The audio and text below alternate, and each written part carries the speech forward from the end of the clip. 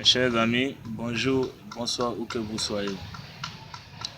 Aujourd'hui, nous allons faire le décryptage de la conférence de presse du sommet Macron G5 Sahel qui s'est tenu ce 13 janvier à Pau, dans une ville parisienne.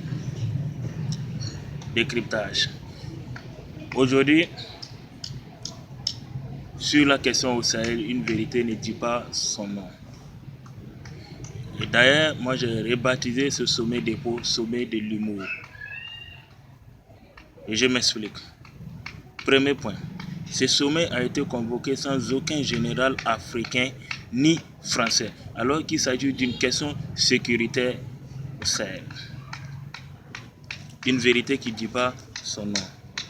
La France prétend garantir la souveraineté au Sahel alors qu'elle ne donne pas à sa population qui réclame dans les rues sa dignité.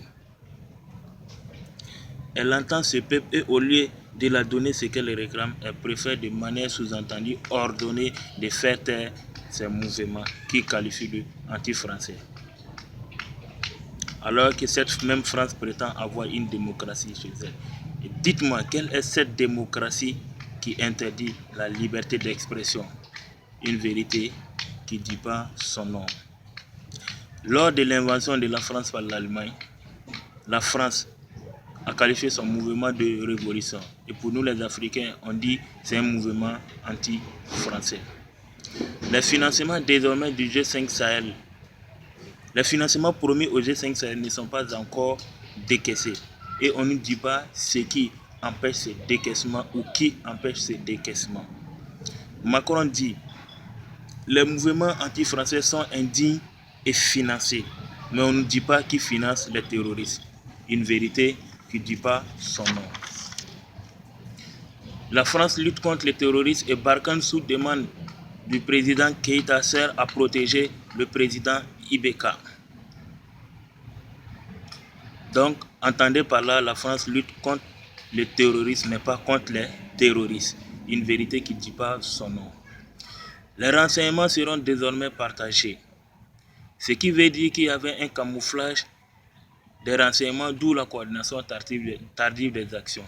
Une vérité qui ne dit pas son nom. Si les États-Unis se retirent, c'est une mauvaise nouvelle. C'est vrai. Mais on ne dit pas pourquoi les États-Unis veulent se retirer, alors que depuis longtemps, ils sont engagés dans la lutte contre l'extrémisme violent dans le monde. Une vérité qui ne dit pas son nom. Ce sommet a été sciemment convoqué à la présence de la communauté internationale afin d'empêcher une clarification de la part des présidents. Parce qu'aujourd'hui, dire non à ce sommet à la France, c'est dire non à la communauté internationale présente à ce sommet.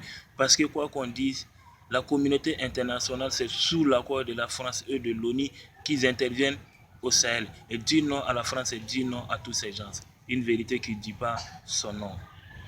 Nous avons clarifié les objectifs, qui sont les vôtres, dit Macron. Mais que faites-vous de l'opinion du peuple? Et qui de la société civile avez-vous invité à votre sommet? Quel opposant avez-vous invité à votre sommet? Si c'est un sommet de clarification et de démocratie. Alors, nous, on vous dit, aujourd'hui, sur la question africaine, c'est à sa jeunesse qu'il faut demander. Nos présidents, ils ont presque atteint l'espérance de vie et ils n'ont pas d'avenir, ils n'ont que des souvenirs. On prétend avoir clarifié alors qu'on refuse l'avis de ce mouvement qualifié d'anti-français. Une vérité qui ne dit pas son nom. On s'engage à renforcer les troupes avec 220 soldats et on ne dit pas la probabilité élevée des morts dans le rang africain en ce moment, alors que déjà avec 4500, c'est indénombrable. Une vérité qui ne dit pas son nom. Le but des ennemis, c'est l'effondrement de la souveraineté nationale. Et on ne nous dit pas quel est le but d'un pays qui a en même temps une démocratie et un empire colonial. Une vérité qui ne dit pas son nom. Il nous faut maintenant des résultats, puisque nous n'avons pas le choix. Attention, ça veut dire beaucoup de choses. Une vérité qui ne dit pas son nom. Une fois ces cadres réaffirmés sans ambiguïté, nous avons un objectif monétaire et un objectif politique. Et M. Macron, le numéro 1 de la France, bascule en disant directement l'objectif militaire. Il change monétaire par militaire. Est-ce un lapsus à ce niveau? Une vérité qui ne dit pas son nom. Alors, à l'issue de ce sommet, qu'est-ce qui ressort? Clarification ou corruption? Vraiment, je remercie nos chefs d'État du G5 Sahel pour leur professionnalisme.